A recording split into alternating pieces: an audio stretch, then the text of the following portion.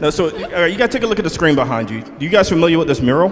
Yes. Yeah. Yeah? Yeah. So what are your thoughts about the mural when you look at it? Us. Around 2016, there was a lot of changes that was taking place in that area. A lot of businesses turning over, the Shadow Lounge being closed down had a huge impact on the culture. Like, it was just a cultural hub, and I felt the mural as well was just such a stronghold in that area. It was like a beacon of hope the first time I seen it. And where our office is, where her face is, right in our conference room, you seen her face, and it was just that affirmation that, like, first of all, I'm here as a Black woman that's an organizer, right? And then my entire organization is about Black women and women of color. And I look outside when I'm having my planning meetings for my leadership council that is comprised of Black girls. It was like the affirmation of all affirmations. Like, this was the staple of East Liberty. So when businesses started changing hands and rents started going up, and basically the gentrification of seeing like the old East Liberty drift away and this new one just kind of being superimposed, kind of just erasing all that history. It just happened in a way when we talk about erasing it. I mean, you have reasons that wasn't even justified. It was just really amazing to hear what everybody here said. And the idea behind the mural was to capture the youth and the vitality and the energy of that neighborhood and people who lived in that neighborhood. It was meant to be a mirror of people. And these are actually children that we photographed and put up on that wall. So the mural was an amazing thing to see go up. Took 2 months of painting, and it was really just really powerful. It was up before the high rises were actually taken down. And yeah, it was a gift to the neighborhood when it's supposed to be a representation of that neighborhood. And then you have this building being bought, really just being painted over without much communication, I guess, to the community. Maybe not even any regard, and I got a call from Chris Ivey, letting me know that the mural was being painted over. And so when I did go, I had just tears rolling down my eyes, because it was just there's so many things for me personally, just knowing how much time we put into that, but then also like just literal painting over, the symbols of East Liberty, these Right. children, just literally painting them gray. It was just such a tragedy. It was just sad. During the time that it came down, I had gone to New York for art things for a couple of years. And I came back, and, I'm coming through East Liberty, and the first thing that I noticed was that it was gone. And that area of the city just did not feel the same. That mural not being there let me know that East Liberty, as I knew it, was gone. You have to see yourself in the development. You have to see yourself in the advertising. You have to see yourself in what is to come, or you won't feel as though you're part of it. And it's just a sense, you get a sense of feeling reflected. And this was one of those reflections. My name is Morton Brown, and I'm the public art consultant for the mural you see behind me. I was involved in the original mural on this building back in 2004, Lend Me Your Ears by Jordan Monahan, assisted by Alison Zapata, when I was a project manager for the Sprout Public Art Program. And that was a program that did community murals all over the city. And this was one of our largest and most beloved. That mural came down in 2015 when property owners changed hands, and years went by until about 2018, and Duolingo called me to ask if I would help them out in doing a new artist selection process for a new mural on this wall. And they were not interested in, replacing the mural. They wanted to hopefully replicate some of that community process that created the first mural, and sort of, carry its spirit on in that way. So They hired me, and we did an artist selection process that actually went worldwide. We had 160 applicants from around the world, many local applicants from the neighborhood, the city, and the region. And we narrowed that down to about 8 finalists that were interviewed. And Ann Lewis of Detroit, Michigan was hired out of that interview process to paint this mural. And then the last reason I think that was a big factor in why we selected Ann was that she has experience doing artwork and public artwork in a community-based process. So that was important to Ann. You know, that was part of her proposal, that she was not going to do a mural on the Duolingo building without engaging with or involving the community in some way. So as part of Ann's process as an artist, she wanted to create a residency where she could engage with the community. Ann came last year to meet with those kids and the language and community classes at Obama and talk to them about community and what that means to them. And you know, in today's world, especially with teenagers in high school, community can mean a lot of different things. It can mean, you know, your friend group. It can mean your online community. There are many different communities. So we had really interesting discussions that informed the way Ann looked at the design for this building. So she didn't really, you know, try to depict exactly what the kids, you know, had talked about necessarily, but it gave her some inspiration. I think as adults we get really jaded, and it's really easy to not be excited about life, about, you know, you're just like going to work and doing the thing. And these kids were just like full of energy, really excited about everything. And it was just really wonderful to be around their energy for a few days. So like the German class, for example, was talking about like tearing down walls. And that seemed like something that stuck in my brain about like, if I'm going to paint on a wall, considering about, you know, how language and community and connectivity can break down barriers and that sort of thing. So basically we'll go in tomorrow and just document the rest of the collages. And I'll take those back to the studio in Detroit and spend some time sort of reflecting on the conversation. We're pretty much set up so that people who are less fortunate stay that way, and people who were privileged can continue to move forward. And that's just kind of wrong. I want to be able to live and be alive instead of just live to survive. I think that that's what Pittsburgh needs to work on as a whole. When you come to this neighborhood, you see like a lot of the changes happening. Do you see yourself in it? No, because I feel like most of it's gentrification anyway. It wasn't made for me, so I need to go. Like, it's just like that simple. I feel like once people try to come in and change things that I've grown up with, it starts to become unfamiliar and not home-like. There's one student who said something that's still burned in my memory. When asked about her neighborhood here, she didn't see herself in it. She said it didn't seem like it was meant for her. And that was a devastating thing to hear, and that was one of the first days we were there. So why doesn't she feel that way is a good question. And not only that, is there anything that we can do to give her a place to be?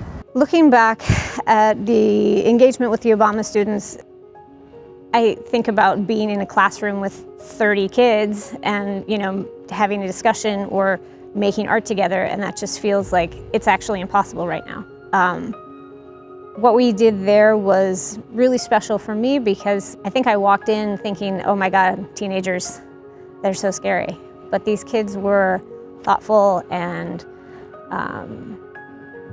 willing to be vulnerable and willing to support one another in ways that I don't think existed when I was in high school. So I was really impressed with just how they worked together and were willing to sort of support one another, which is why, you know, the mural is really about community and being inspired by how they participate but also view community and understand it. Just being one of the kids that you did interview earlier on the week, I just wanted to know if what our responses came out to be were like really inspirational, because I felt like some of the things we were saying really, it resonated with me, because some of the stuff that my classmates did say I had never heard before. So I was like, wow, that's really crazy. And I just wanted to know if this will also be incorporated in the mural some way or form. As much as like the visual arts might or the visual works might encourage the aesthetic choices, the conversations that you guys had are going to really inspire the sort of a theme of the project. So could you maybe tell people a couple of the conversations that you thought were really powerful to you? The people who stayed here and had to go through and, just be here and live here, it's not always as black and white as we want it to be. It's more colorful, it's more complex, and it's more human. Being able to have those conversations just about like our small communities in East Liberty or elsewhere, I think helped the kids also sort of see the humanity of maybe of their classmates. So fast forward a little bit through design iterations, the design was approved, and Anne has been out here now in the middle of COVID painting this 8,500 square foot mural you see behind me. So we're really glad that she's here, and we're nearly to the end of it at this point. Yeah. Oh snap! Or was it the 16th? Is that part of the? Yeah, that's nice, right? Look at that gradient. Let's see that. Oh, that's nice. That's something called attention to detail. Obama's colors. I got that. Oh wow! Oh my gosh! I think I see an E up there. Yep. Okay. I guess I'm just hoping that the community is willing to embrace the piece. I know there's a lot of history here that has been really challenging for folks, but I think public art always has an opportunity to support people, but it also has an opportunity to divide people. So I'm hoping that this becomes an opportunity more for unity than division. I'm so glad that our opinions, the new generation, was heard and incorporating us, and we rise together as a community, as a people. I never really give myself an opportunity to have expectations for public art, because I started as a street artist, and you put work up and you never know how long it will live, if anyone looks at it, does anybody care? You just can't, I've learned to sort of separate my emotions from the work, because most of my work got painted over or buffed within a day or two of being made. So with the public art, I know it has a little bit more of a longevity, but I do want it to be on its own and live in its own space and have its own story. If people engage with it, great. If they don't, fine. At least it's a beautiful piece of work. At least it's a pretty thing to look at. But if people can see the letters, cool. If they don't and they just see it as like a cool piece of op art, great. I think I don't want to project my ideas onto how people engage with the work. I just am grateful that I have the opportunity to share my ideas with the public. I would love to see us smiling when we wave at each other. I would love to see just going to a random person and sparking up a conversation like they do in many other cultures. And this is a time for change. Get to know about Pittsburgh activists, individuals who've helped make Pittsburgh what it is and what it ain't. Please make sure you get to know about it. More than just East Liberty, because this doesn't just happen in East Liberty. It's happening in Chicago. It's happening in New York. It's happening in Los Angeles. It's happening in Atlanta. It's happening in Sacramento, San Francisco. It's happening everywhere. Please know where you are, because if you don't, you're going to get the look. And you may feel guilty. It's warranted. It's real. But do your history.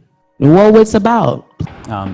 So through the creation of Ann Lewis's mural here, through the dialogue that we've been having with members of the local artist and activist community, I think we've really explored or uncovered a lot of the history and a lot of the feelings that are tied up in the artwork that was on this building in the past. And that is something we were aware of, but I don't think we were really aware of how fresh and how raw some of those feelings still are today.